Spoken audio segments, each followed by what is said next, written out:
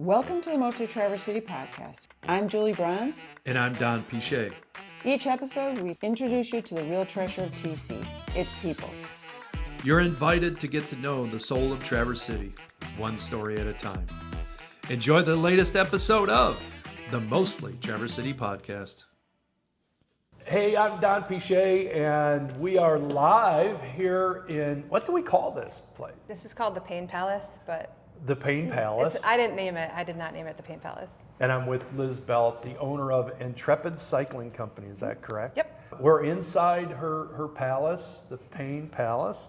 And this is where, I think you were telling me people come here at 4 o'clock in the morning? Yeah, they start getting here about 4:30. And they choose to do this on a day-to-day basis. do. We're going to learn more about Liz and her experience here and what she offers this community. Thanks for being here. What is your connection to Traverse City? Well, first of all, my first thing that I think of about Traverse City is how lucky I am to live here, and anybody else gets to live here. Yeah. It's not like we live here, we get to live here, right? It's Yeah. not the easiest town to survive in, and if you find a community and you find a way to be successful in a career, it's a great place to be. But I mean, I grew up on Lake Superior in Marquette, Michigan, and my family moved down here in 2013, and I was like, well, seems like a good trade, a little bit bigger, still fresh water, got the beaches, you got the scenery. And maybe a little warmer too? Yeah, yes, the winters are a little shorter, yep. Yeah. Yep. You came here 2013, your family came down here in 2013. Mm-hmm. Then what happened? I moved down here actually to open the Anytime Fitness on East Bay because I worked for the owner up in the UP, up in Marquette. Okay. And I came down, opened it up. I was still in facility management at the time. And then I kind of got more into personal training and then just kind of progressed from there. You know, careers kind of progress naturally if you listen to them. We met, I had an opportunity to meet Liz at an event called, what's it The called? Evening of Valor. Yep. And this is an organization in town, Charlie Golf One, Standing By to assist. And this organization serves the veterans. You're a vet. I am a veteran, yeah. And thank you for your service. And we met at this thing. I didn't think we met or chatted with one another at that thing, but I got a chance to hear the passion of this woman and your words to the crowd there. I grew up with 6 siblings in Okay. Marquette, and my parents were really big on public service. And I was an athlete, and I knew I was going to college to play softball. But I also wanted to serve our country, and the only way I could do both was to do the reserve. Okay. So even though my dad wasn't super excited about it, I joined the reserve and begged them to sign for me while I was simultaneously getting a scholarship. And then I did both. And then I convinced my college coach to let me miss the first semester of school in the fall season so that I could go off to training for 6 months. And so I did both.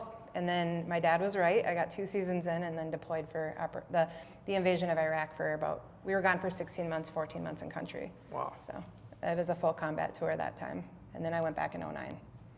But yeah.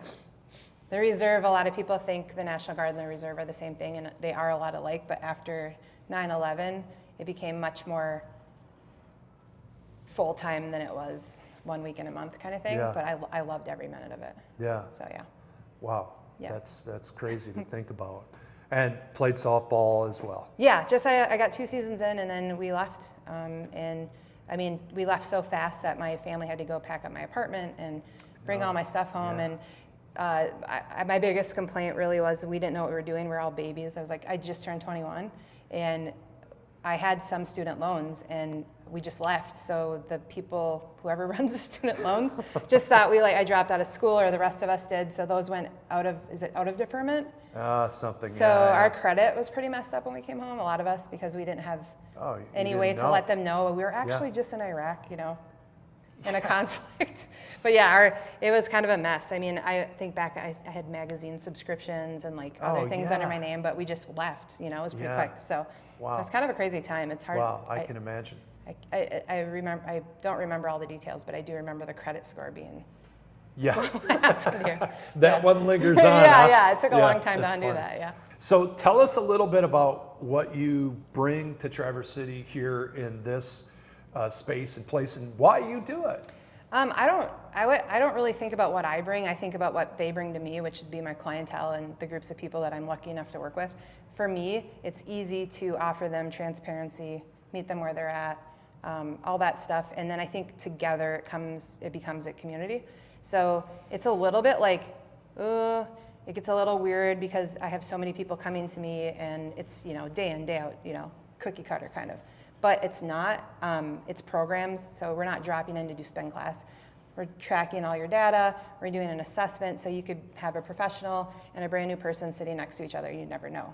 Because we're not comparing anybody to anybody else, we're not looking, I try hard not to get people to look far ahead. I want you to look at where you're at and focus on that versus like, hey, we need goals, but today we're here and that's where we need to be, Yeah. And then kind of just like nail all those, whether it's a disappointment, which there's nothing wrong with being disappointed in yourself, or a success or a celebration. Like, let's just be in that for a minute and then move forward to the next day, but not sit there for too long, Yeah, it's interesting. You talk about like metricing people from where they are, I think, and you being in the healthcare space, whether you consider yourself in that space or not. I think that's one of the big ditches that we've fallen into. My blood pressure should be 120 over 80, or my body mass index should be this or that or the other thing. And well, why don't you just start where are you now? Yep. That's where we want to go, and let's metric here, not keep comparing to that damn number down the street that it may never have anything to do with you. You're there. From what I know about you, there's nothing average. I don't think of myself as anything but just a regular human. Yeah, I know, but what I'm saying is there's nothing average about you. Well, thank you. And there's nothing average about me, No. and there's nothing average about anybody. But we've fallen into that trap where we compare everything to average. And average, if I remember from school, kind of was not that great. No. Nobody wanted to be average. No, and you bring up a good point. Like, one of my favorite things about working with people from all different walks of life is showing them that they don't have to be average, or they have to be, a lot of people think they're below average, and that's all, their comparisons to everything around them, or they have so much to prove, and if they can't prove it, they're gonna hide. And it's like, why not just like, I always say this, whatever happens in here, it might just be an indoor bike, and it's hard, it's very difficult. It doesn't matter where you're at, it's difficult, but like, I want you to leave here and take whatever you did in here and put that out into the regular world. Well, I was going to ask you what you love best about what you do, but I think I can kind of hear it in what you just said. Like, you help try to simplify life for the people that come in here. Yeah, because we just spend so much time making it so hard and overthinking things, and there is a room for every one of those personalities. It's not me. I overthink what I want to overthink. I have my emotional days when I want to have an emotional day, but like, I want to celebrate people. And I want them to leave here feeling celebrated. And I don't want them to think about all the stupid stuff. And like, I think the more you can center that into like, it sounds so stupid, like I'm a therapist. I'm not. I think it's just, if you can just simplify everything, you could probably just bring it back to a bike. Yeah. You could probably bring it back to a hike. You could bring it back to anything that you're doing where you're like, I'm right here, I'm right now, and all this other noise doesn't have to be noise. I'm choosing that. And so I like to eliminate noise out of people's lives. That's a super profound way to look at what's happening here and what you're doing here, the impact you're making in people's lives.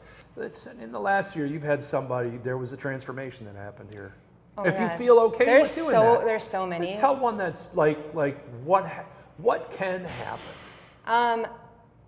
It all just, to me, it's more about the psyche than the physical. Yeah. It all molds Of together, course right? So the more we move our body and the more we treat it well, the better it responds to life in general, right? The sooner you're going to have energy when you wake up in the morning, all those things. So my biggest win, and it's a general statement, and I probably had 15 people this year in the last 9 months, where beyond the celebration of the other 90, let's say, people, I could give you 15 names, and I won't do that, but 15 people that came in here to ride a bike, an indoor bike, now own a bike, and showed up at a race this spring. Yeah. And So it was breaking down barriers. I mean, come on. How do you go from zero to racing in this community? And if anybody knows this community, it's a very big cycling. Especially here. I might do that in Ypsilanti. Tries, running races, biking races. I mean, to show up and put yourself on to toe a line, it's less than 1% of our population. Not our population, the entire population. Right. So if somebody comes in here And they look at me and they say, I just want to ride the bike and I want to get in shape and I want to do this. And I've already given them the whole, well, we have to do resistance training and we have to do this and this is what's going to be best for your life. If in a few months they're willing to go out and stand in front of a camera and 1,000 people and tell them, like, come on. How is that not the most rewarding job in the world? You know? People doing things that they didn't think they were capable of doing. Yeah. Get kind of high on that. Yeah, it's every day. Yeah. I jump out of bed and I'm like, yeah. No one's coming to save me either. So yeah, right. Yeah, no, can't I call get in it. sick. You can't call in sick. Yeah. So anyway, I get really excited about that stuff. If somebody wanted to plug into this, what you're doing here, don't take offense to this, but you're training minds in here. Not that they know of. No, I mean, it's not a trick. Yeah. I mean, but what's happening is you're changing a belief system about who somebody thinks they are. I wouldn't say about who they are. I would say it starts with how they react to things. So like if when times get tough, do you quit? Oh, okay, right. Do you blame other people? Do you blame other things? You know what I mean? So like there's a process of it. When I meet somebody and I'm meeting them right where they're at, it's like, okay, we're going to do something hard now. How do they react? Do they stop showing up?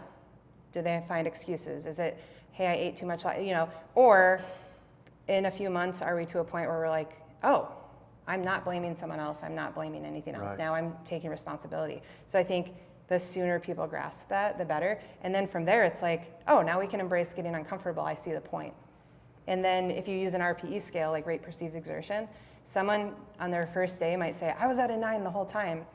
In 2 months, I can be like, what are you at now? And they're like, at a 9, I was actually at a 5 before. RPE is a great measure.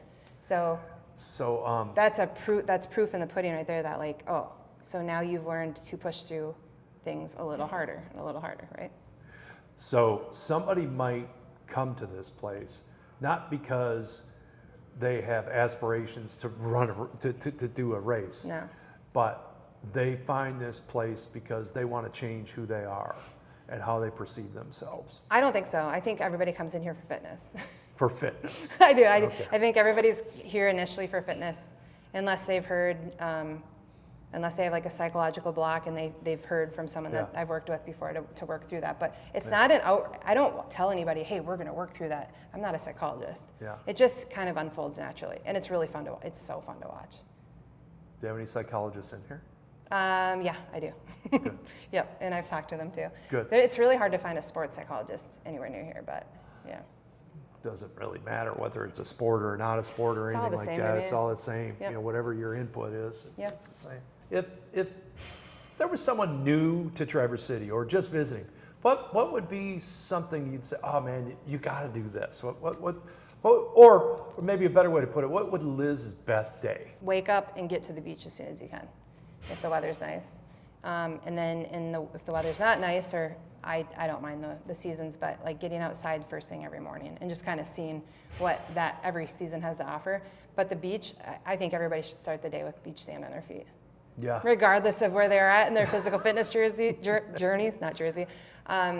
Just like waking up and taking advantage of that beach sand and that view and the water. I mean, this is one of a kind. I mean, everywhere you look in this county it just screams cool, Describe your perfect day.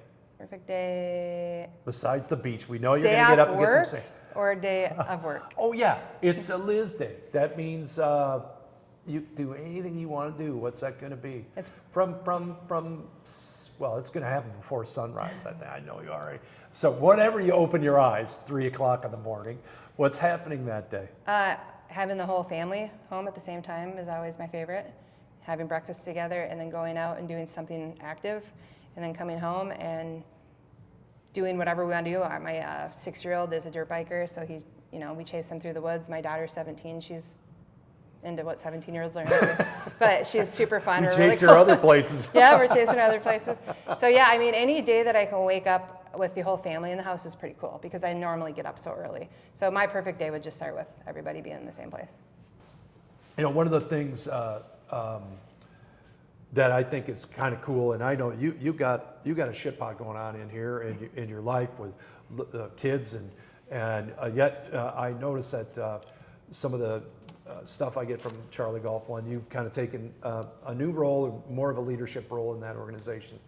Talk a little bit about leadership and what that means to you. Leadership it seems complex at first, but I think it's actually really simple, and it just comes down to really embracing people's strong points and like really trying to get the best out of each person you're working with. So leadership for me probably looks a little different than other people. I had my ass handed to me by military leaders at a very young age. They saw something in me, they didn't give up on me when they could have. But as I came out and I kind of tried to find that balance between military and civilian life, I think at this age today, the thing that I notice the most is, one, you can have really cool things be ruined by humans, and a lot of time that's just ego, and a lot of times that's just a lot of, like, it could be one person, it could be multiple people, but it's as simple as having somebody in a leadership position say, this is what I'm good at, these are the things you guys are good at, how can we hone in and build a really good team that way? And just being really transparent. Yeah. And I think a lot of times, like Charlie Golf One, I'm the vice chair, so I've never even really said that out loud, I don't think. I think of myself as the president's assistant, and trying to fill her role and be like the person doing all those things. We're a working board of volunteers, so we don't have, we are spread very thin, yes. Yeah. And so we're asking a lot of volunteers, but again, it just goes back to the concept of my business and how I look at relationships, and why probably all my friends are willing to tell me how it is at all times, because they're who I choose to be around. I want challenges, but it's just really meeting people where they're at. So leadership, I think you can help mentor people to grow up if they're young, but if someone's not willing to look inward, I don't think that it's always going to work. And I think if everybody just stops, you can rally, and like you can still make a lot out of nothing, Yeah. So I don't think it's not that scientific. It's just communication and people not ruining cool things, Maybe I'm stepping out on a limb a little bit, but maybe one of the reasons that we have the success that we have in this community in Traverse City, that we're not just renowned in the state of Michigan or renowned in the Midwest, it's become renowned like around the world, is that maybe there's a value for leadership, respecting leadership, accepting leadership as a leader, or as, wherever you fall in the chart, that it makes a community feel safe when it's being led by leaders. The community protects it. Yeah, and that's where I feel. Yeah, we value it. Yeah. Like, innately. We don't have to be told to, like. If you're still trying to prove yourself, then, or like your relationships are falling to the wayside. I kind of feel like that's a sign to like take a step back. The pandemic was awful for the service industry, obviously, right? It was like, what's going to happen next? Are we all going out of business? And at the end of the day, what I saw was the community rallied around the people they trusted and they wanted to take care of. And they saved us. We couldn't have done it without it, because if you were a Schedule C business operator or owner-operator, you weren't recognized for PPP. There wasn't really anybody coming to help you until the third wave. But what I saw was my clientele wanted me to succeed. So they came and helped me. It gives me goosebumps just thinking about it. I could see it. And I saw other people like maybe use that as an opportunity to get out of their business, which, good for them, whatever they needed, to each their own. Perfect pivot but I also saw some people kind of fold. And I thought to myself, like, after it all cleared up and I had the space in my head to think about, I was like, I'm so lucky. And there's a reason for that. Like, I'm the last one to brag about myself or give myself props, but I will say that they did that for me. And they carried me through it. Yeah. And I told Trent, I said, this community will take care of you if you're a good person. Yeah. And if you meet people where they're at and you're willing to have a good heart. And I think the other thing is you add value to people's lives. Maybe. If you add value to people's lives, that people want you in their life. I'm just super grateful to be in community with you. This is my last question I ask everybody. What would you say is your superpower? Transparency. Transparency. Yeah, it's just being real. I don't see any way around it. Be a superpower. It can be a curse sometimes too. It is. Well, it's just like curse. any superpower. Yes, you have to find balance with it. In my 20s, it was a curse. In my 40s, it's become a blessing. But I think at the end of the day, it definitely saves a lot of time. And it really helps people know exactly who you are at every turn. I think that those people that you don't think we're just in a good fit, they're not ready for you. And they'll be ready for you. And that's okay, right? It's quite all right. And that's why I think there's like I said earlier, every type of human has a place in the world. It's just a matter of like, let's be within our means. Like I'm not a networking person. I'm not good at dressing up and shaking hands because of my transparency. Well, you're pretty dressed up pretty nice for that one thing. That one thing, yeah. But like I'm not the person that should be out shaking hands every night. You don't come in there and dress like that? No, that's like a once a year, maybe twice a year thing if I have to. But yeah, so there's a lot of things. That's transparency, and that's the beauty of it. Right. And I hope as time goes on in this community, some of your transparency ripples off and allows other people, I know it does, it allows other people to say, if Liz can do it, I can do it too. And I want everybody to do everything that they're capable of. I mean, if everybody was doing that, the world would be really easy because there's a lot of unnecessary drama out there because of insecurity. Yeah. And it's okay just to be like. Well, this has been great.